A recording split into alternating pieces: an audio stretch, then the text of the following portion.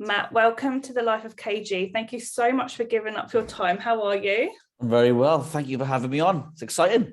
It definitely. I mean, I saw you on Dragon's Den and I loved everything that you was about and your story. So I just had to get you on. So very grateful that you're here. Can you introduce yourself and just give us a quick download on what you do? Absolutely. So my name's Matt Jones. I'm 41 this year, so 40 at the moment.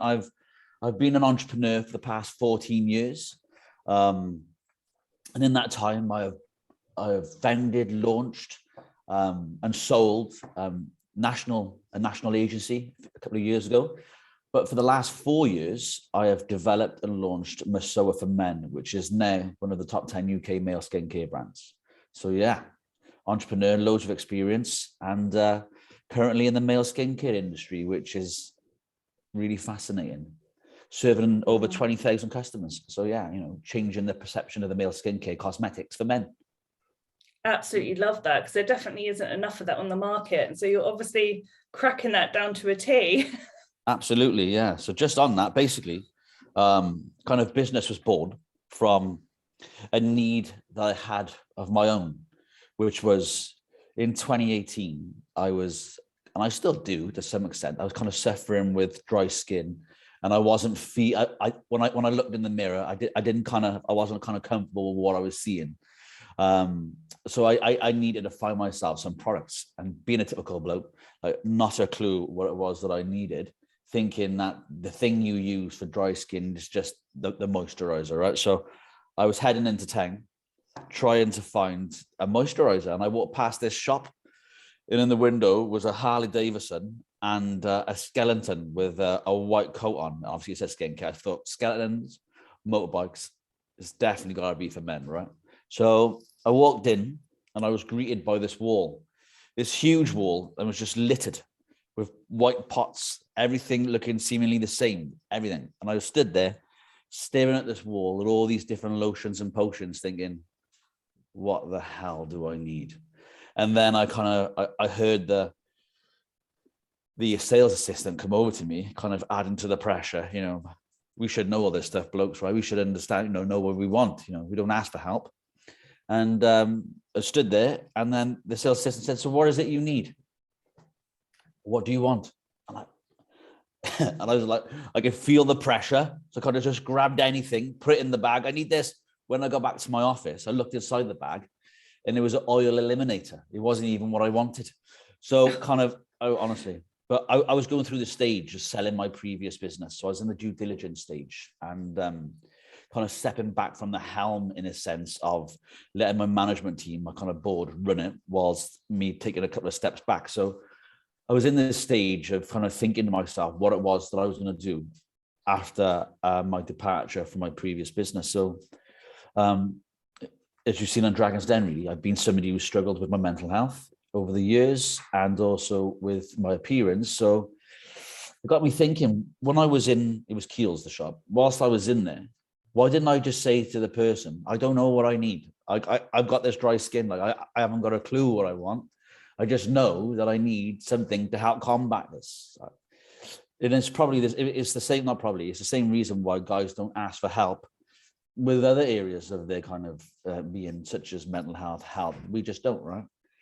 So I owned an advertising agency. That's what I did. Employed over 100 staff, offices in Cardiff and in London, big firm.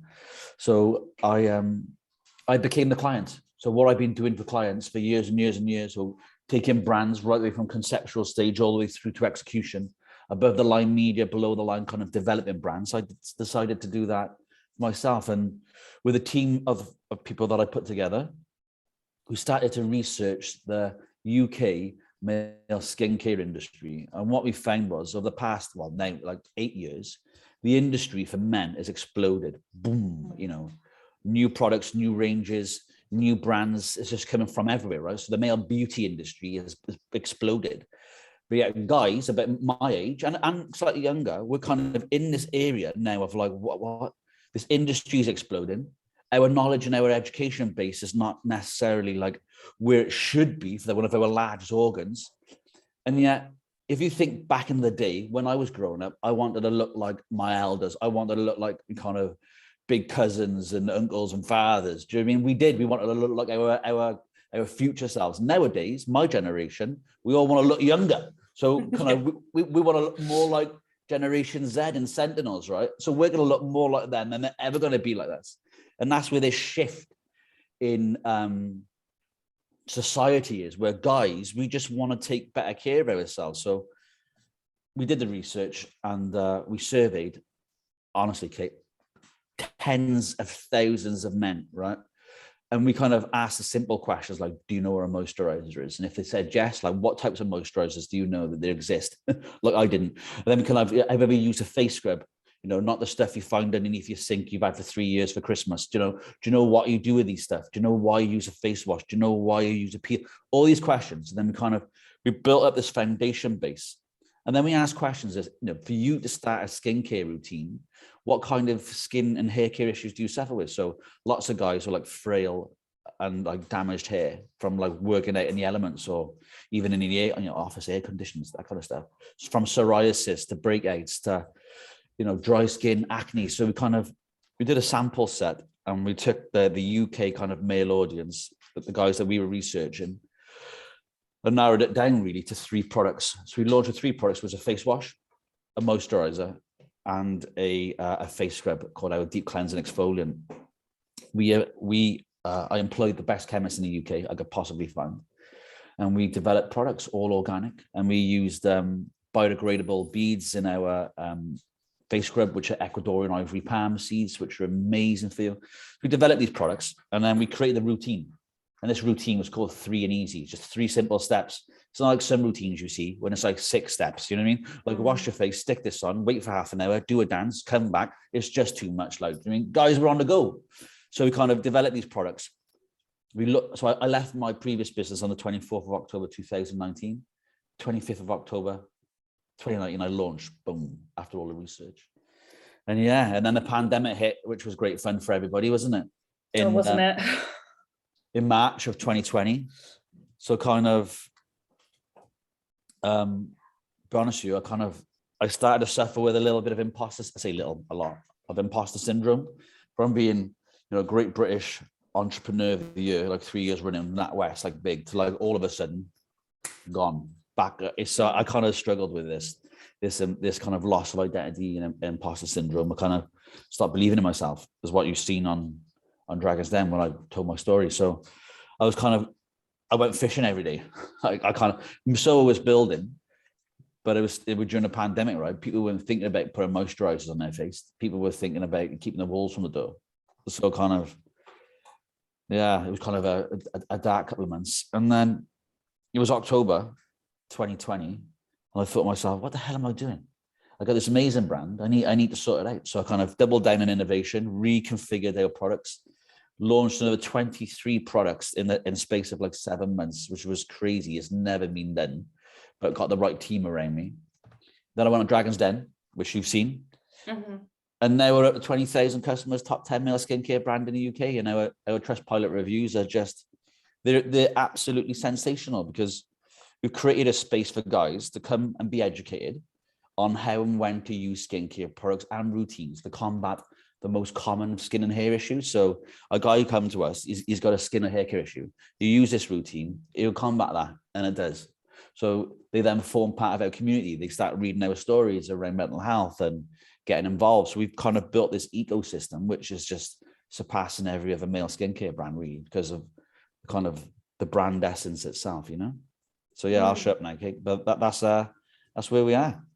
It's absolutely incredible. So are the guys buying in high street stores? Can they go to salons and buy them?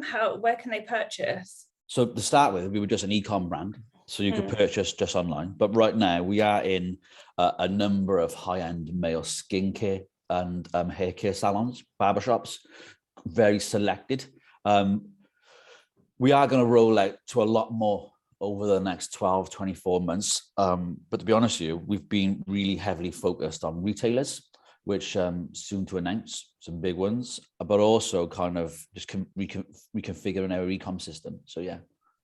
So right now, online, salons, a few, but we're going to be in the big retailers soon. Did you find that Dragon's Den has really pushed that forward, because you got investment through Dragon's Den, didn't you? Yeah. So what happened was, when I was on air, to tell you that, when I was actually on TV, when you watched me on there, we did we had 44,000 people on our website when it was on TV. In a space of a week, we did 68,000. It's crazy. But after the show, so when I left the show, when I went to meet Touker afterwards in London, I turned them down afterwards. Okay, I decided not to work with them. Nothing to do with Touker. He's great. It's just I've learned experience from being in business, having businesses, running businesses. Relationships is more about chemistry than control.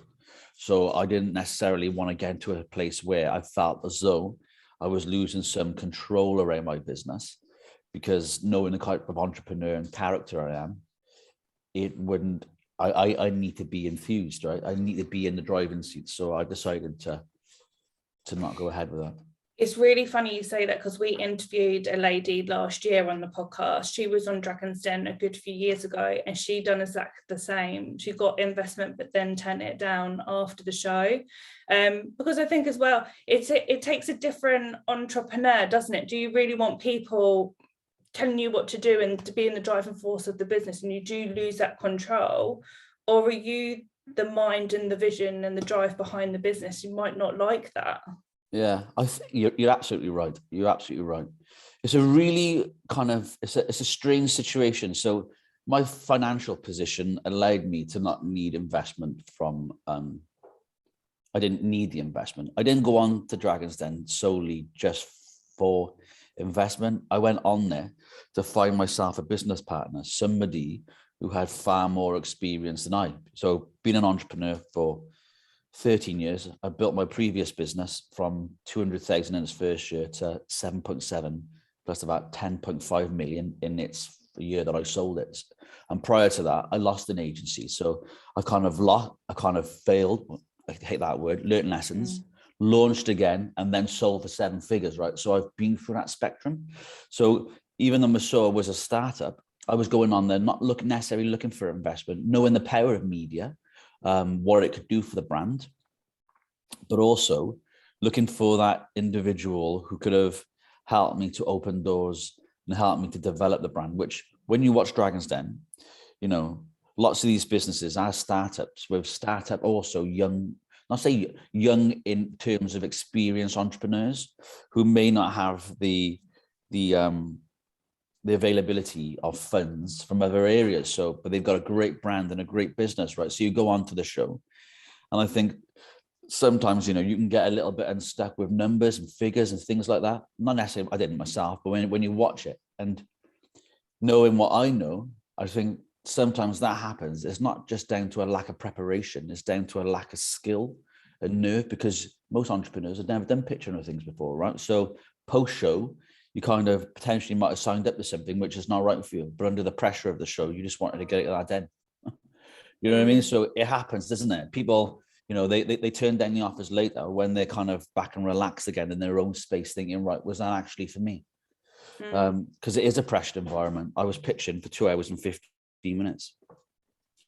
You've seen 7 minutes. You've seen 7 minutes. So it is a fantastic experience, and I'm absolutely, and I would, anybody who has a startup business who feels as though they want to have the exposure and investment and a business partner, I'd recommend it. But I think from a viewer's perspective, we've all watched it, haven't we? And we've gone, don't say that, or what are you doing? It's because it's been edited. That person probably give that answer 5 or 6 times already. Interesting. So, yeah.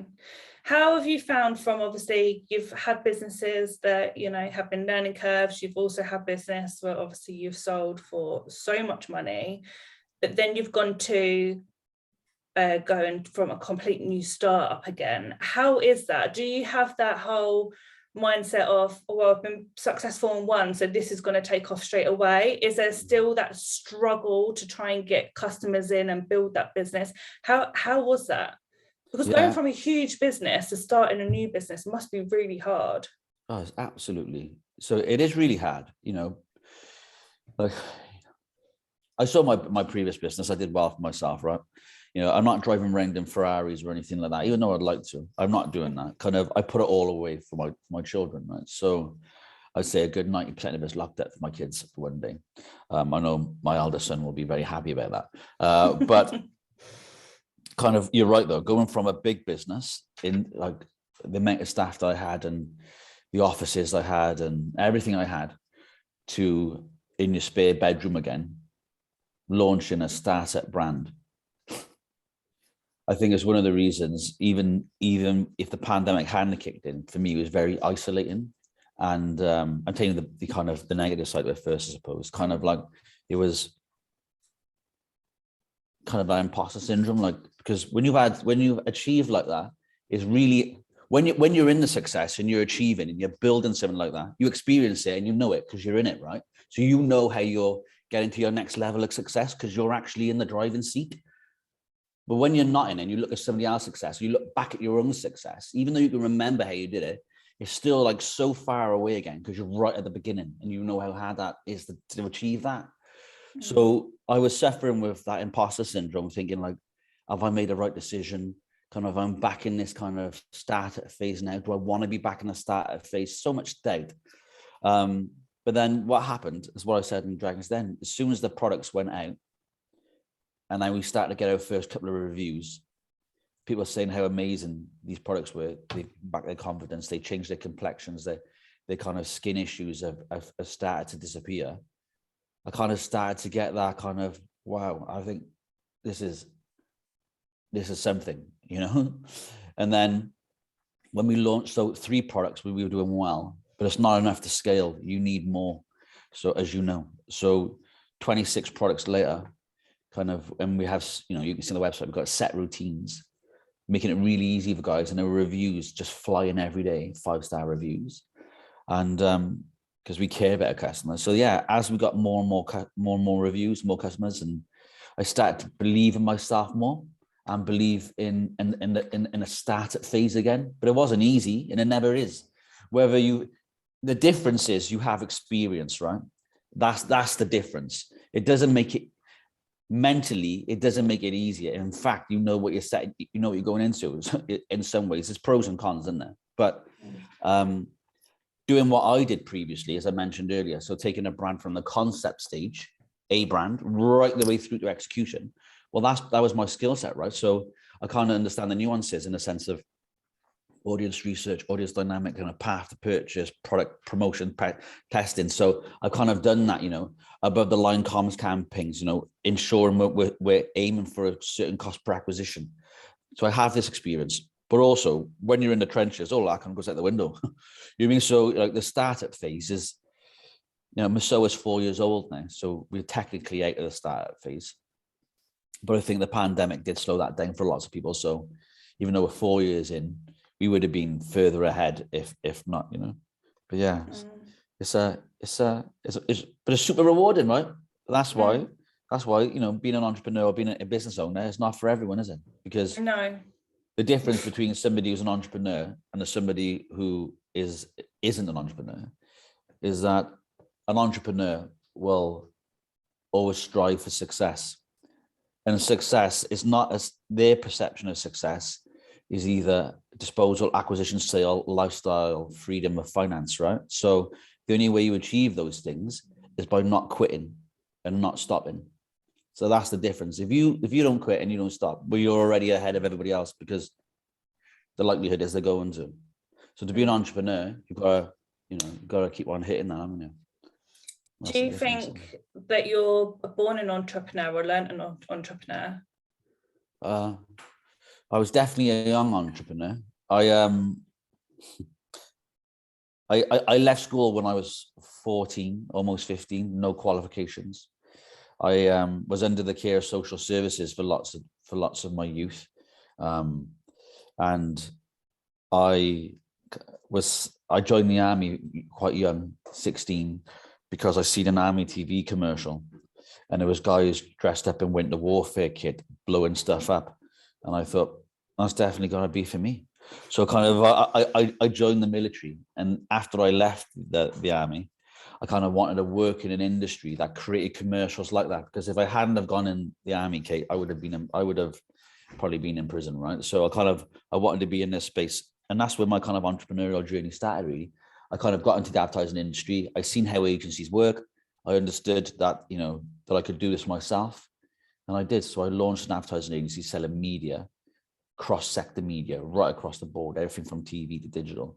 So that was where 2009 I launched my first business. So I was 27, and so that's when I became an entrepreneur. Kind of, an entrepreneur is somebody, you have a business that makes you a business owner. If you're innovative, if you're pioneering, if you're trying to change a marketplace, if you're raising, buying, selling, if you're entrepreneurial in the sense of you want growth, that's entrepreneurial, isn't it? It's having that kind of the will to do something different. So I don't think I was born one. I think I was made one, Yeah, I always find it really fascinating, because those are entrepreneurs normally come from some sort of background. I mean, I was the same. I left school at 13, like no qualifications, no nothing. It just gives you that driving force behind you, doesn't it? But you do have one or two lanes. You're either going to go this way and unfortunately be nothing, or take the right way and just, you've got this huge driving force behind you that helps you become successful, I think. Absolutely. If together we looked at all of kind of the entrepreneurs that we know about. So there's thousands of entrepreneurs that are like secret leaders, right? We don't know anything about, like they don't do podcasts. They're in their lane, and that's amazing. And then there's other kind of entrepreneurs who are doing more above the parapet, like ourselves, right? But if we just thought about the entrepreneurs that we know of, I would say I'd say, a good percentage of them would have either dropped out of university, dropped out of high school. Like that's kind of like the making of an entrepreneur, isn't it? In a sense of most entrepreneurs, most kind of successful businesses are born out of adversity, i.e. they haven't had something, they want something, they think they can do something different, they've been knocked back in the past, they've worked for somewhere else, they haven't been treated right, they've had a problem with a product or a service, they think they can do it better. So it's adversity. So that's kind of where we're born from. The challenger kind of mindset, isn't it? Definitely. And am I right in thinking you have 2 children, right? I have 5 children. 5? I had 2. 5 kids. Wow. Okay, tell me, work-life balance, come on, from a man's perspective, how's that working? It's not. No, so whenever I tell him I've got 5 children, everybody does the same beep. So MESOA is my name, Matthew, then my little girl Esme, and then Sky, and then Oscar and Archie. So that's MESOA. But I had a little girl a year ago, so she's 1 at the end of the month, and her name's Carrie. So that's it now. I'm done. But my eldest son is 18 in January. And so, learn to drive after university. And then my daughter, my youngest daughter, is obviously taking her first steps and saying her first words. So it's right end of the spectrum, How do you find when it comes to like thinking of their careers, their education, seeing as you left school so young? I know I have quite big opinions on this. Where are your opinions when it comes down to like education and stuff like that? Because all of our kids are different, right, as well? Yeah.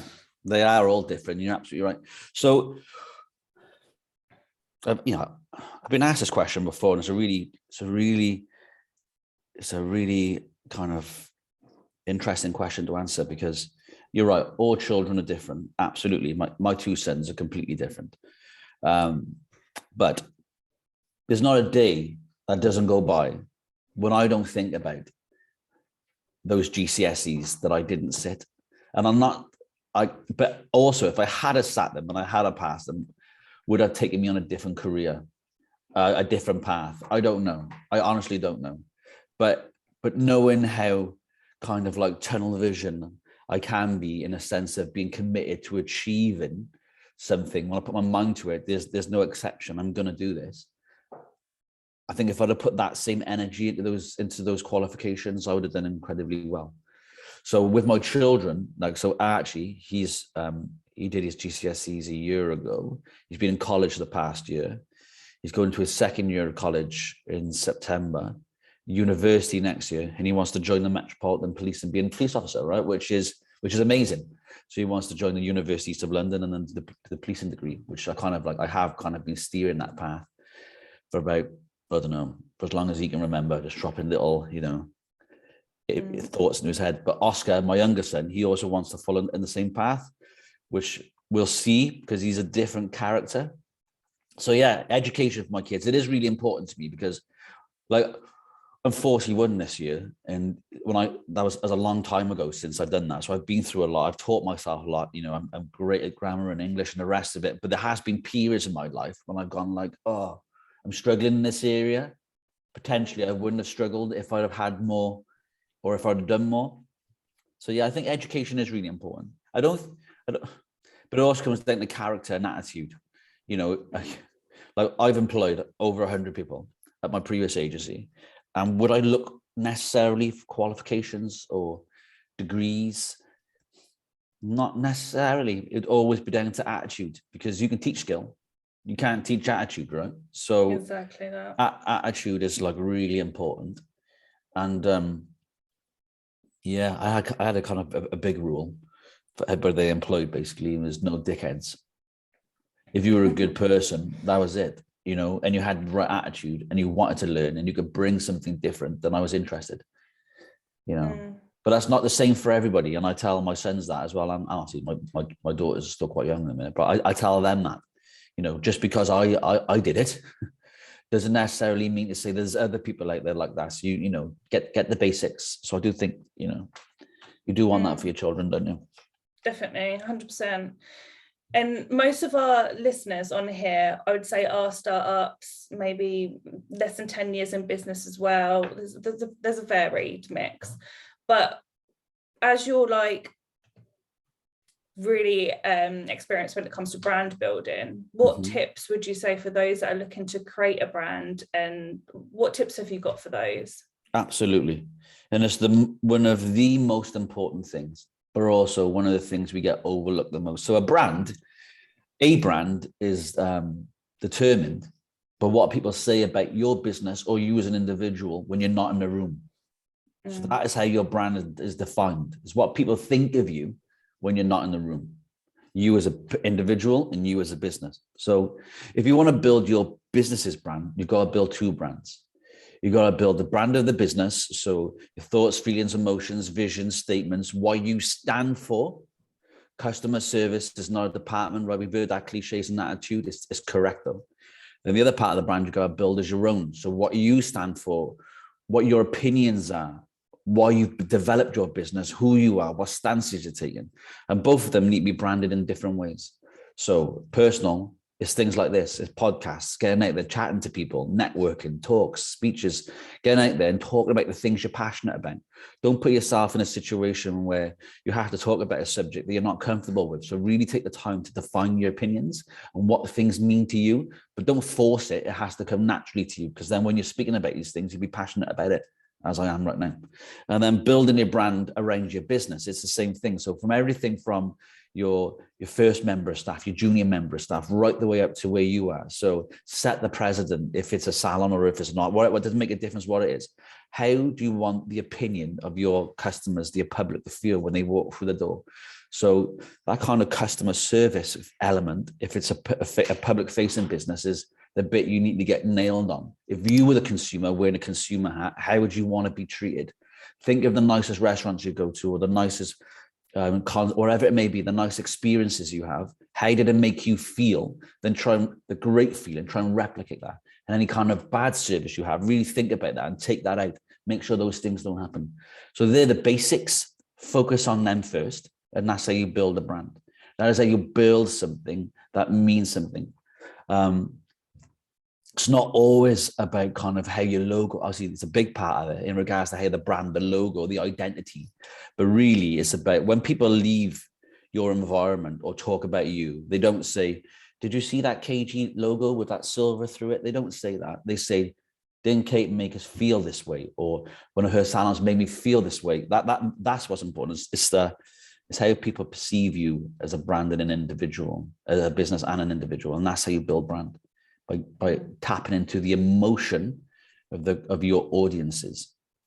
That's how you do it. And also don't be worried about the opinion, the thoughts of people's.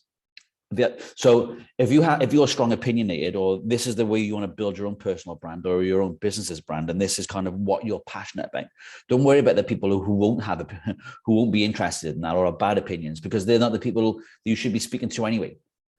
60 million people in the UK right now. If 10% of them don't like what you're saying, don't worry about it.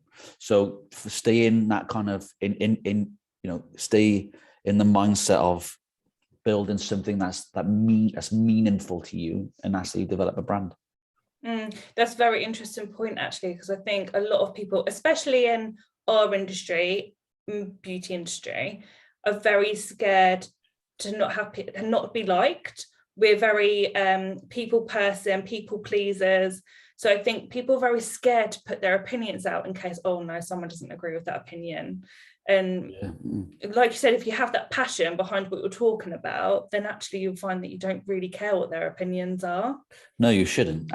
Absolutely. Because what I did in previous businesses and at MESOA is that if you spend too much time thinking of, and it has affected me in the past, so I'm not like I'm just talking from experience, but if you spend too much time thinking about what everybody else is doing or what their thoughts or opinions are, you're not thinking about your own and where you need to be driving. So kind of like forget about the noise, just keep on building your brand and creating your own noise. So he who shouts loudest wins. So, it's like that salon talk and a barber talk, when you're in the salon, you're behind the chair. That's when you're developing your brands. That's why your customers come back. So try and just stay focused on that. Don't worry about, the opinions of other salons or other businesses who won't like what you're doing, because sadly, lots of people and businesses don't like to see other success.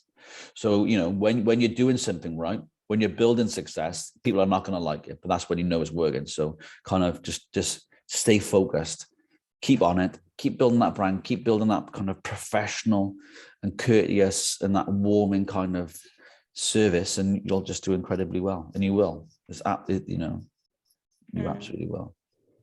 What's next for you, Matt? Well, what I really, really enjoy doing is working with brands of all sizes right across the UK and helping them to develop themselves into, market leaders. So when I sold my previous agency, I had restrictions on me for quite some time. I couldn't come back into the market. So I launched MESOA. We're now 4 years in. The business is doing beautifully. But I have launched another advertising agency, and it's called Rebel Lion. And we are a new era agency that do things differently. And I can say that we do things differently because I've owned a traditional agency approach. And the way that we do things differently is by taking the